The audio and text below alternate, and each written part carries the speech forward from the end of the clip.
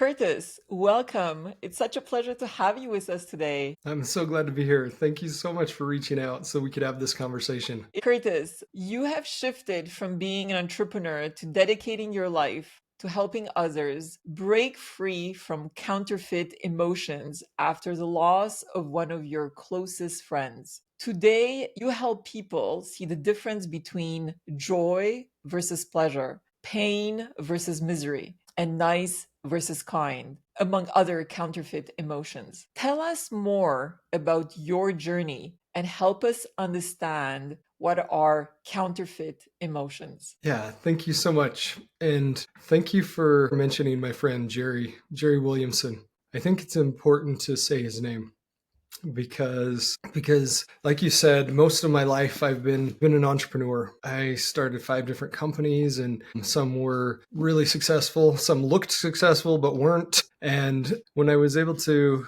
step away from my last company, I decided to write a book called The Entrepreneur's Paradox. And this book, it was basically written for 26-year-old Curtis, for anybody in the situation of starting a new company, amazingly passionate, ready to just hit the ground running and having no clue how to be an entrepreneur and making all the mistakes. And so in this book, I outline the pitfalls that every entrepreneur goes through and how to overcome those pitfalls so that you don't have to do the same mistakes that I did. And when I say I made every mistake, that's not hyperbole. That is very, very honest truth. Some of the mistakes I made 2 and 3 times just to make sure I got them, just to make sure that I really learned that one. And so I wrote this book, and it did well. It was a Wall Street Journal bestseller and won a literary award, other things. But as I started into my second business book, my publisher said, "Hey, this is great. Let's start it on your second book." And my second book was called The Timeline of Business, which lays out the fact that as I coached entrepreneurs, as I was a mentor and a coach, I found that everybody made the same mistakes, but they made them in the same order. That there was an actual progression, a timeline of how things played out. And so I was in the middle of that book, and I had gone through a really hard divorce. And my friend Jerry Williamson had also been going through a divorce. And because of my own experience, I had to redefine my relationship with pain. And most of my life, I had a very dysfunctional relationship with pain. I thought that pain meant there was something bad. Either I was bad, my situation was bad, my choices were bad. There was always bad associated with pain. And what I didn't realize is that is not exclusive from joy. Pain doesn't have to be exclusive from love. What I was calling pain was its counterfeit, misery. Misery is completely exclusive from joy. Misery is exclusive from love. The two cannot exist in the same space, but I thought that was pain. I thought on this side of the wall was pain. Instead, I found out that I could actually choose which side of the wall to put my pain on. I could bury it deep underneath the misery and hide it under this black sludge, or I could elevate it and honor the pain. And when I finally learned that, it took me till I was over 40 to realize this fact. I realized what I had been calling pain was actually misery. And pain was a beautiful, healthy experience in my life. Pain is inevitable. Misery is optional. Pain drives us forward, moves us to find better, more abundant growth state. Misery traps us. Misery is such a trap. And when I realized that, I thought, wait a minute, is there a counterfeit for every emotion? And I started researching, and right over here in my closet, I did focus group after focus group after focus group, and I found that I gathered sticky notes. We did these exercises where we put sticky notes all over the walls, and now I have thousands of emotions. I keep all my emotions right there on the shelf. But as I dug through all of these emotions, I found that there were 36 dyads or pairings that were really, really critical to living our most authentic lives, to living a life of joy. And what I found was, yes, there is a counterfeit for every authentic emotion, except for one. There's only one emotion that has no counterfeit, and that emotion is peace. And as I started to realize this and dig into the research, it's been almost 6 years now that I've been researching. And my friend Jerry, he was going through his divorce as well. And you'll have to excuse me if I get a little emotional because it still hurts. It does. Jerry didn't understand the difference between pain and misery. And he especially didn't understand the difference between guilt and shame. And because of this, Jerry took his life. And Andrea, I am not okay with that. I am not okay with how he left this earth because he didn't have to. If you would have known Jerry, he was the kind of person that he would walk in a room and everyone would light up. He could make an entire room full of people belly laugh so hard it hurt. And now he's not here because he didn't understand the difference. And I called my publisher up and I said, I've got to put my next book on hold. I've got to put the Timeline of Business book on hold. And I honestly don't know if I'll ever come back to it because I need to write a very different book because we're not going to have any more people like Jerry that are leaving this earth. We can't. We have to do something. And that's when I changed my entire focus and dedicated the rest of my life to this pursuit. Wow, Curtis, this is so emotional and so authentic. And what a gift that you're giving to your friend and to the world by doing all the research and all the work that you're doing that I'm sure has already transformed many, many lives and will continue to change millions of lives in the future. So that is why I was so enthusiastic to speak with you because it's rare that you meet people that are so transformed by such a devastating experience and that are able to transform it into something so beautiful. So, thank you. Thank you. So, how can we help others that may be suffering in different and unique ways as we play our roles as parents, leaders, friends, partners? What advice would you have for individuals to help others navigate painful periods in their lives? Yeah, thank you so much. One of the first points that I really want to emphasize is there's no such thing as a bad emotion. And I'm writing a book called Counterfeit Emotions. And to put it in perspective, every emotion is at bare minimum a messenger. The trouble is when we let our emotions become dictators instead of just messengers. And so the reason I want to say that is oftentimes people think, if I feel a counterfeit emotion, that must be bad or I'm bad. And that's not true. Every emotion is a messenger telling you something, sharing with you a message that is specific to your life. And so one of the biggest things that helps people with emotional and mental health is understanding that every emotion is meant for us. Even the counterfeit emotions are meant for us because they bring a message. The trouble is sometimes we get trapped. Sometimes we get trapped in those emotions. And instead of just being messengers, they then do become dictators. And so I really want to start off with that idea that whatever you're feeling, accept it. Accept that feeling and then tap into that feeling. Don't just accept it and get trapped in it, but accept it and then look at it, evaluate it. Because every trigger we experience is a gift. Every trigger is a gift. And it's crazy to think, like, as a little kid, you would never leave the presents under the Christmas tree unwrapped, right? Christmas morning, you're so excited. You run downstairs and you just rip open the presents and it's so fun. But we don't realize that our emotions are gifts as well. But just like the present underneath the tree is we need to take off the bow. We need to tear the paper off. We need to lift the lid off of the box and we need to look inside to see what the gift is. And so many times emotions will come in and we'll think, well, that's a bad emotion. I'm not going to feel that one. Or that's a hard emotion and I'm not going to feel that. And we leave the gift in its wrapping.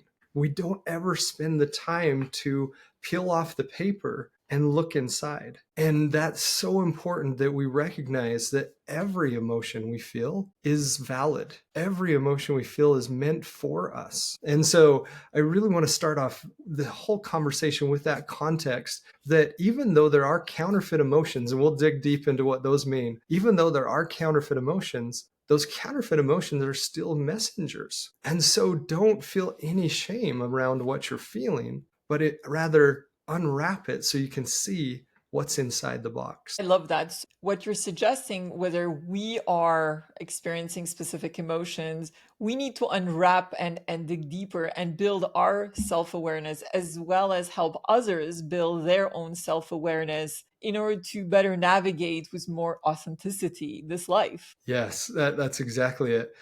Brene Brown did a study with almost 20,000 people, and she asked them to identify what they were feeling in the moment. And guess how many emotions they could identify while they were feeling it. Very It was few. three. Yeah, it was just three. They could identify mad, sad, and glad. And that was it. And the range of emotions is so broad. Like I said, in the research I've done, I've got thousands of emotions sitting on my shelf right over here. But in the moment, people could only identify three emotions: mad, sad, and glad. And that and there's such a spectrum. There's so many important emotions, like abundance, like faith, like fear, like, there's so many emotions, literally thousands of emotions that we can experience, but yet we don't ever take time to unwrap it. We don't ever take the time to say, wait, what am I actually feeling here? Is this excitement? Is this anxiety? What is this emotion? And unwrap the emotion so that we can look inside and see what the gift is specifically for us. As I was discovering your work, you've often referred to four specific questions we can ask ourselves Mm. to really let that authentic self come to life. Can you please share those four questions with us? Yeah, I would love to. Thank you so much for asking that.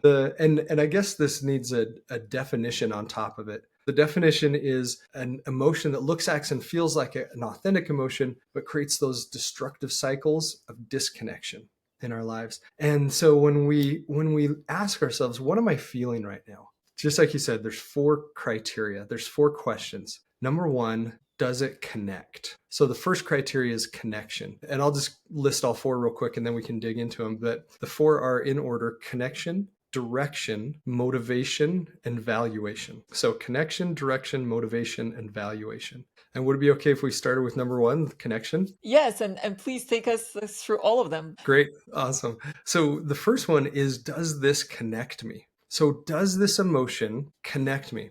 Let's take any of the authentic. One of my favorite is love. Love is an authentic emotion, and romantic love has the counterfeit of lust. So does love connect me? And does it connect me in four ways? Does it, first of all, connect me to my authentic self? Not my persona, not my fear, not my outward ego, nothing but the true divine self inside of me.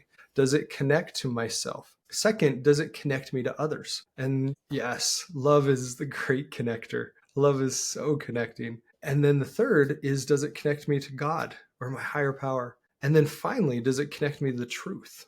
Does this emotion connect me to truth? And every single inauthentic or counterfeit emotion disconnects. It not only disconnects me from me, but it disconnects me from you. And I love looking at guilt and shame with connection. Guilt is actually a beautiful, healthy emotion. We couldn't have civilized society without guilt. If you look at the DSM-5, the manual for psychologists and therapists, there's only four personality types that can't feel guilt: sociopath, psychopath, narcissist, and antisocial behavior disorder. That's it. Every other person on the planet feels guilt. So if we didn't have guilt, we would just be a bunch of psychopaths and sociopaths running around, and the world would be in utter chaos because we didn't feel guilt when we did something wrong. And guilt actually comes from an Old English word from the third, it's called gilden. And gilden means to make whole. So the emotion of guilt is that I want to make you whole. I want to repay. I want to make amends. That's the feeling of guilt. Like, I did something wrong and now I need to make you whole because I did that. Now, here's the trick. Shame is so insidious. Shame is so sneaky because shame, instead of saying I did something wrong, shame says I'm wrong. Instead of looking at the action, shame labels the character. So instead of saying I made a mistake, no, no, no, shame says my existence is a mistake. And that's why it's so damaging, is because these counterfeit emotions, they're not opposite ends of the spectrum. Like love says hug, hate says hit, right? But that counterfeit emotion that slides right up next to love, lust, has the exact same action. In love, we put our lips to someone else's lips. In lust, we put our lips to someone else's lips. In guilt, we look at a wrong that was committed, but shame looks at that same wrong and then he twists it. Shame just twists it that much to say, no, no, no, let's not look at the action. Let's look at your character. Your character is worthless. And if you look at the emotional frequency scale, so this was fascinating when I found the emotional frequency scale. Every single emotion that we experience has a frequency. And there's this beautiful thing that you can look up. There's multiple studies now that they've done on the actual energy that comes from our hearts. Did you know our hearts actually produce a magnetic wave? Our hearts actually, the cardiomagnetism, it actually produces this wave of magnetism, this electrical frequency. And it's amazing to me that our hearts will do this. And when you hug somebody, I don't know if you've read the 8-second hug. It's now 20-second hug. Research around the 8-second hug. But there's a reason why we need to hug someone for a minimum of 8 seconds, is because our hearts magnetize together. They literally share frequency and magnetize together. And it's so beautiful to understand that every emotion has a frequency. And if you look at guilt, the base emotion of guilt is empathy. Guilt actually says, I know how you feel. If I come and hurt you in some way, I know how that feels to be hurt. And guess what? I did that. And now I get to repay. Now I get to make amends. Now I get to make you whole. And that's how beautiful guilt is. So if you look at the frequency scale, there's negative emotions and then there's positive emotions. Guilt is actually a positive emotion. Shame, on the other hand, shame and apathy are the very last emotions anyone will feel before taking their life. And so it's so insidious in that way, because where guilt says, I hurt you, I hurt Andrea, and therefore I need to connect with you. Well, first of all, I connect with myself. First of all, I'm like, Curtis, dude, you don't do that. That's not like you. Come on, you're better than that. So guilt is saying you're better than that. Let's make amends. So that's the first connection. The second connection is I go to you and I say, Andrea, I am so sorry I hurt you. So see how it connects us? Guilt connects us. Then for me personally, I'm Christian. I get on my knees and I ask God for his forgiveness. So I connect with God. And then finally I connect with the truth. The truth is I hurt you. That's the truth. Like shame does not want us to connect with the truth. Shame wants to say, well, it's probably Andrea's fault anyway. It's probably, let's blame and shame and all of these things. And shame is such an incredible disconnector. Whereas guilt says, go to the person and make amends. Shame says, go to the basement and hide and cover up and don't share. And so it's this great disconnector, because it disconnects me from the true divine Curtis. It disconnects me from you, who I hurt. It disconnects me from God. It disconnects me from truth. Every one of the criteria are met. It is the great disconnector. So that's the first criteria in the list of 4. The second is direction. Where does this emotion take me? Every single authentic emotion takes me forward, upward, or brings me together. And this was fascinating. When I did the research and realized where counterfeits take us, I was like, whoa, I did not expect that. I thought it would be the opposite. I thought they would take us backwards, downward, etc. Counterfeit emotions have one direction. And that direction is back to that emotion. Shame breeds shame. If you look at anxiety, anxiety is just a breeding ground for more anxiety. You look at misery, and this is a great example. Like pain is authentic, misery is counterfeit. Everybody knows the common saying for pain, no gain, right? Well, what's the counterfeit emotion has a saying too. Misery loves company. The reason misery loves company is it has to get back to itself. It has to fuel itself. Because if misery doesn't fuel itself, it will die. It will dissipate and just dissolve into nothingness. Misery has to have more misery. Why do you think it's so fun to gossip? Because that's just a cesspool of misery, just fueling itself and building more misery. But if we get rid of the misery, and misery has two base emotions, blame and shame. If we get rid of the and we just let the pain do its job, pain is meant to hurt. I know that doesn't sound fun at all. It's not. But pain is meant to hurt because pain takes us somewhere. Pain is meant to move us. And most of the authentic emotions are meant to be held. But there's a couple that are not. There's a couple like pain and guilt and they don't come in to be held. They come in to move us and move through us. Pain is one of those. Pain is meant to come in and then it's meant to move through us. And sometimes that means dripping out our eyes. And sometimes that means that we need to take action. Like pain is amazing at getting us to take action. If we slice our finger, we have to take action, right?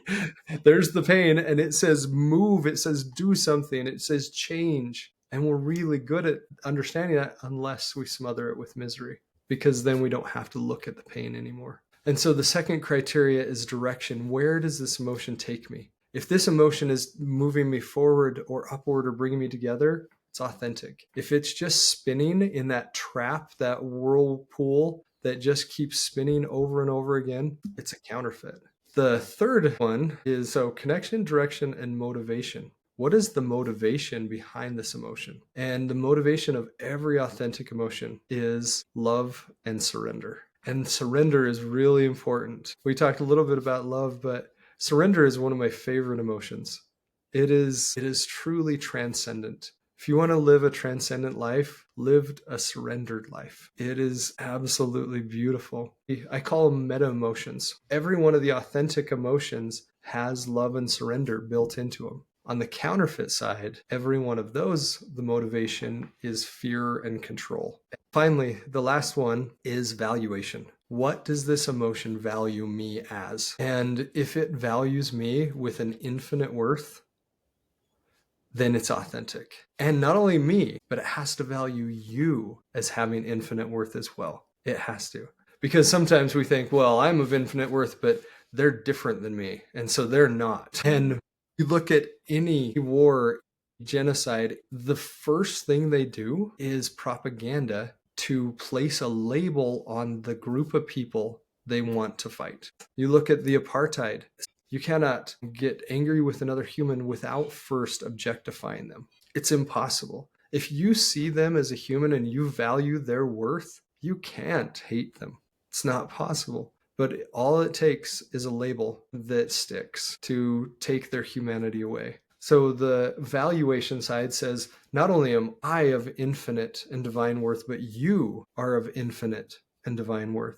That's authentic. Counterfeits say, I'm worthless. You're worthless. And not only that, I'm worth less. So not only am I at zero, but because you've got a really great painting and pictured background and my bookshelf is a mess, then now I'm worth less. So not only was I already at zero because I'm worthless, but now I'm -5 because I'm worth less than you. I have to get into that comparison. And those are the 4 criteria to ask yourself. Does this emotion connect me? Where does it direct me? What's the motivation behind it? And finally, what does it value me as? And what does it value you as? Curtis, this is so valuable and so insightful. I can understand the years of research that you've poured into this, but there's also a lot of love in everything you have described. So it's really, really beautiful and very powerful. I want to go back to one thing that you mentioned before. You said that is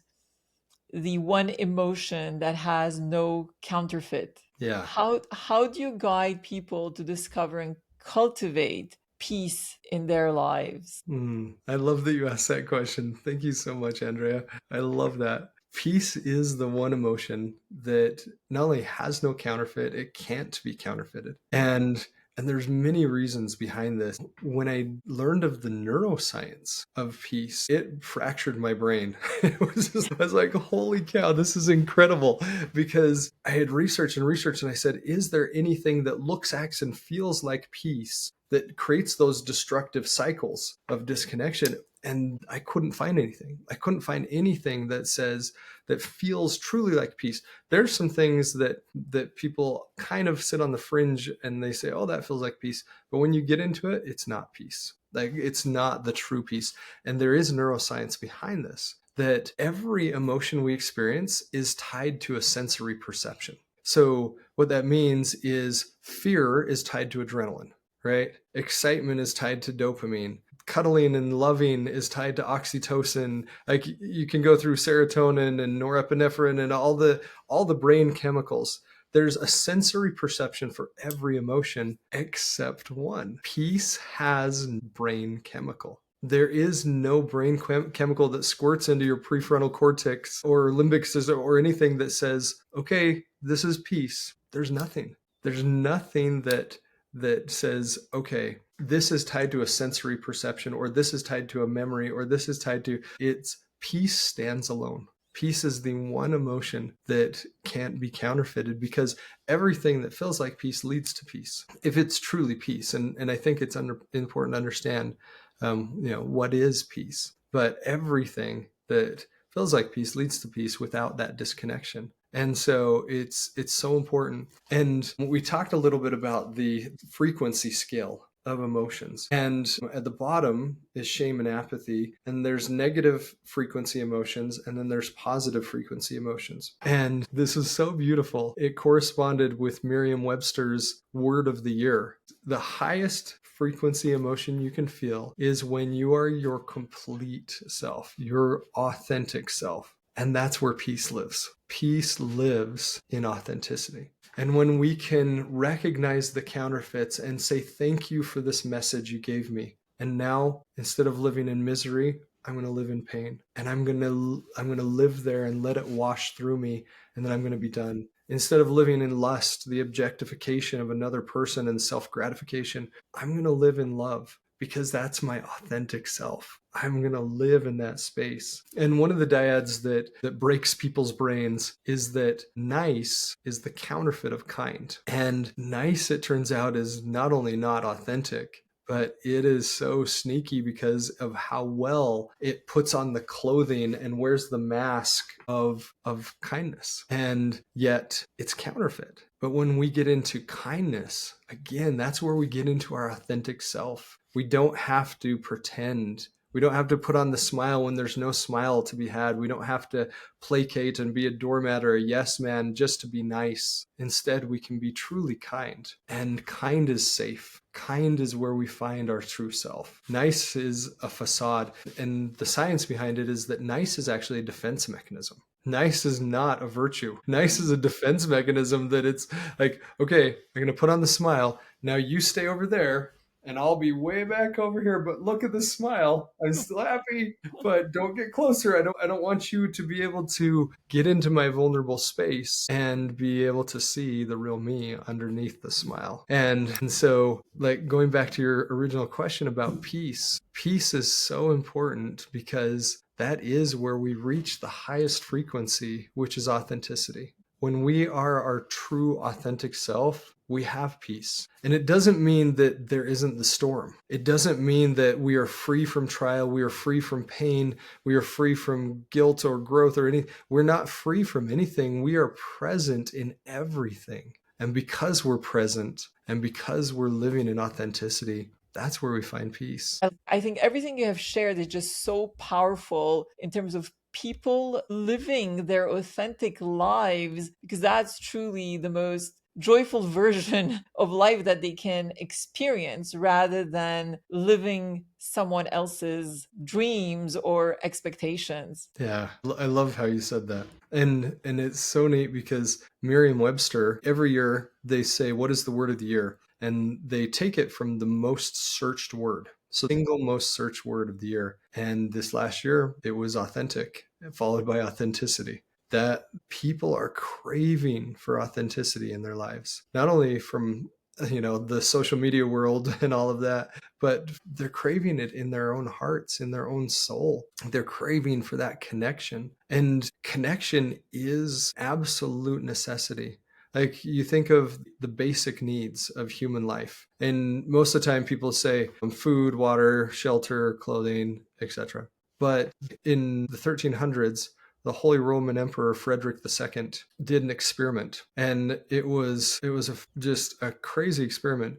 He said, what would happen if we took infants, babies, put them in a nursery, and we left them there, gave them all the food and make sure their diaper changed, everything else. But there's two things we cannot do. We cannot speak to them, and we cannot touch them. And therefore, what we're going to find out is that as they grow without any language, that they will develop some language. And he wanted to find out what that language would be. His assumption was that it would be Hebrew or Aramaic, that would be the natural born language out of humans. And he did the experiment, put all these babies in a nursery, gave them nurses and wet nurses, made sure all of their basics, the food, the water, the shelter, the clothing, everything was taken care of. No language that they spoke because they didn't have connection.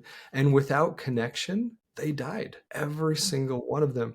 And there was a monk that chronicled the entire experiment. And he said that without that connection, without that touch, without that talk, without looking in their eyes, without making the connection, that survival wasn't possible. And that's how important connection is. And when we're our authentic self, when we're our true authentic self, we connect here. And because we connect here, we can connect soul to soul. But we can't connect soul to soul unless we first find that in ourselves, unless we first find that authenticity here. Then we can go find it with others. We can find it with God. We can find it in every aspect of life. We can find it. I was wondering if you could maybe help us connect the dots between your previous work with entrepreneurs and the entrepreneur's paradox and the counterfeit emotions. Yeah. So, um, so the work I do with entrepreneurs,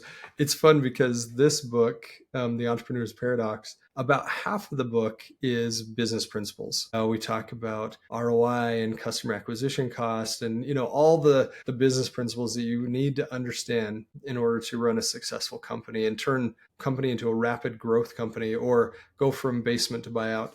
The other half of the book talks about the entrepreneur themselves. Because the entrepreneur is actually, most of the time, the entrepreneur is the bottleneck. And the paradox part of the entrepreneur's paradox is that the thing that gets a true entrepreneur into business, whatever they're passionate about, they love so much, the thing that gets them to start a business is the thing that will prevent them from succeeding in business. And that's the paradox, is that what they love, what they're the best in the world, that passion for that product will actually prevent them from taking their business to the next level, because they become the product themselves. Instead of working on the business, they're working on the product. Instead of growing the business, they're designing a new feature. Instead of learning how business works, they're tinkering and creating this product or service that they're so passionate about. And that's why oftentimes you'll see in tremendously successful companies that either an entrepreneur made a huge transformation from going from a person with a great idea or a passion to becoming a person with a great business, or else somebody else will come and take over for them. And then that person that understands the business side of things will break out. And one of the main pitfalls that people run into, well, two of them. One is imposter syndrome, and the other is fear. And imposter syndrome it's so crazy because it is built into entrepreneurship. And people are like, wait, what do you mean? How is imposter syndrome part of entrepreneurship? And if you think about it, a true entrepreneur is doing something in a way that no one else has ever done it before, or they've built a product that no one else has ever conceived of before, right? So they're doing something that's never been done, at least not the way they're doing it. It's never been done the way they're doing it, or the product has never been seen. And yet they're expected to be the expert at a business that has never been created before in the history of humankind. And so it naturally goes, well, why are you not the expert on this? And yet they can't be the expert because it's brand new. And that's the paradox, and that's why entrepreneurship has imposter syndrome built into it. And one of the things, going back to surrender, one of the things that I teach entrepreneurs is just surrender to the imposter syndrome. Just surrender to it. Just say, you know what? I am not the expert. And that's so hard for entrepreneurs to say. Say, I'm figuring this out just like everyone else. And yeah, I've made some great decisions and I've seen some success, but guess what? I'm figuring this out just like everyone else. Yeah. Beautiful. Thank you for sharing. I also read one of your articles in the Fast Company, and I was very intrigued because you were sharing how you have removed one word from your permanently. Yes. I was wondering if you can tell us about that and why you did it. You have done so much research, Andrea. I love it. This is awesome. And that article in Fast Company, yeah, it's actually, so there's one main word and then a sub word from that, and that word is should. That word is should, and it's close cousin shouldn't. The reason that I've removed should from my vocabulary, like this book has not an instance. There's not one instance of the word should or shouldn't. Um, and if you look at any of my articles, you won't find those words in there. And I've taken it completely out of my vocabulary as well, except for like times like this where we're talking about the word itself. One of my favorite definitions of shame is that it is self-hatred wrapped in the cold, wet blanket of should. And we should ourselves to death. I should be doing this. I should be doing that. And we're taught, from our parents, from school, from church, all of these different shoulds. And as a little kid, like I won't say that that's not important because it's kind of a progression. But as a little kid, we need to understand, where are the guardrails? Where are the boundaries? And unfortunately, we use the word should to describe that. But then we hold on to those shoulds without ever unwrapping the gift of saying, why am I doing this? What is my purpose in doing this? And is this something that I should do, or is this something I want to do? Is this something I should do, or is this something I believe in passionately? And if there's a should behind it, it probably means that there was someone really smart or really emotionally grounded or just spiritually centered that said, hey, this will probably hurt you in your life if you do this. So you should not do this, right? Or you should do this. And understanding the purpose behind that is what's so critical, is understanding why should I do this or shouldn't I do this? And then tapping into that and saying, you know what? I believe that this will help me. Another mindset shift that happened to me during my divorce was I don't label things good and bad anymore.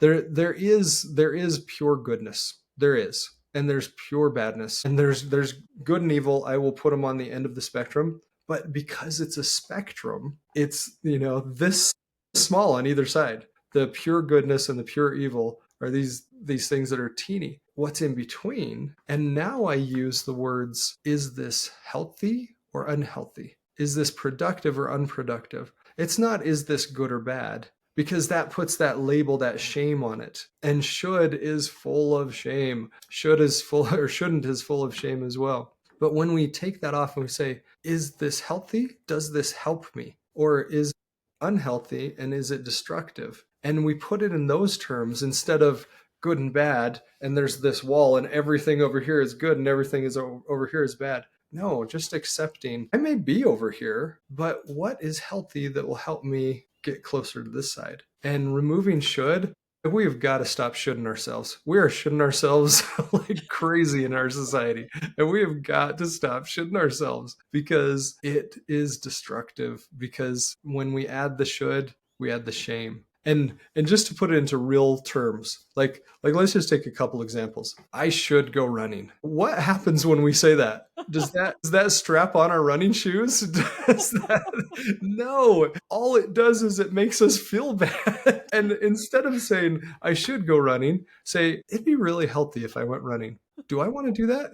You know what? Yes, I do want to do that. And so instead of the shoulds and the shouldn'ts or the goods and the bads, I just say, yeah, is this something that I love, that I feel passionate about, that I understand, and that I want? So now I replace should with want, or should with, there's several other phrases. You can read the article on Fast Company that all the Mhm. different versions of what I've replaced that with. But yeah, I love that you brought this up because we've got to get the shame out of our society. We've got to get the shame and see everyone as the beautiful divine humans that they are, because that's another thing. There is no such thing as a bad person. And in my former life, I thought there were. I thought there were bad people and good people, and you get to choose what side you're on. But the truth is, there is no such thing as a bad person. There's despicable actions. Like you look at Hitler, he did horrendous things, just absolutely insidious. And those were the actions. But every single person on this planet is still human. We're all brothers and sisters. We are all part of this massive human family that is meant to be lived together in connection. And when we remove the label of they're bad, but we can see them in their infinite and divine worth, then all of a sudden that connection happens. That connection that leads to authenticity. And we can actually say what led to their actions instead of just saying they're a label, they're bad, they're insects, they're cockroaches, they're whatever they are. Instead of saying that, we can just say they're human. They're part of this big family, this big human family that we all are living. They're part of me. I'm part of them. The phrase Ubuntu, Mm. Desmond Tutu loves the phrase Ubuntu because it means I am because we are. And that's part of the human family. That's part of being this beautiful, beautiful family of mankind. Fully agree. Final question for you, Curtis. Okay. If you could design a joy blueprint for humans, what three Mm. elements would be non-negotiable? A joy blueprint for humans. Ooh, my brain immediately went to joy and pleasure. Pleasure is the counterfeit of joy. But yeah, joy is right up with peace. Joy is one of the highest emotions we can feel. And I would say the three non negotiables. Number one, to find joy is live your authentic life because joy can live with pain. In the midst of the storm, you can still find joy. I'll share one more story that talks specifically about this. Well, I guess I better do my three things first. So, my three ingredients that are non negotiable: living an authentic life, getting rid of the counterfeits, and then surrendering. And yeah, finding that one emotion that has no counterfeit, which is peace. But the final story I'll share is as I was going through my divorce, it was hard. It was incredibly hard. And Father's Day rolled around, and it wasn't my time to have my kids, and there was just a big mess going on. And there's a pond by my house right over here, and it was a Sunday morning. And I woke up and I put on my shoes and I walked down to the pond. And I didn't have my kids, who I love more than I can even describe. And I didn't get the text that said Happy Father's Day. And Andrea, the pain hurt so bad. There's a big long red bench next to the hill by the pond, and I watched the sunrise as it was hitting the water and turning the liquid to gold. And I just let the tears flow out of my eyes. And it hurt so bad that I was alone on Father's Day, and I felt so crazy, lonely and hurt and all of these emotions. And in my pain, I heard a bird singing in the tree. And I had been there on this bench crying for I don't even know how long. And I heard this bird, and it was singing the most beautiful song. And it was in the tree right above me. And I looked up and I thought, how long has that bird been there? There were these flowers that had the most beautiful aromatic smell to them. My misery was covering up all of this, was covering up the beautiful reflection in the water, was covering up the sound of the bird was covering up the smell of these flowers that were wafting in my nose, and I noticed none of them. And when I gave up the misery and I tapped into the pain, all of a sudden I heard the bird and I saw the golden ripples and I smelled the beautiful aroma.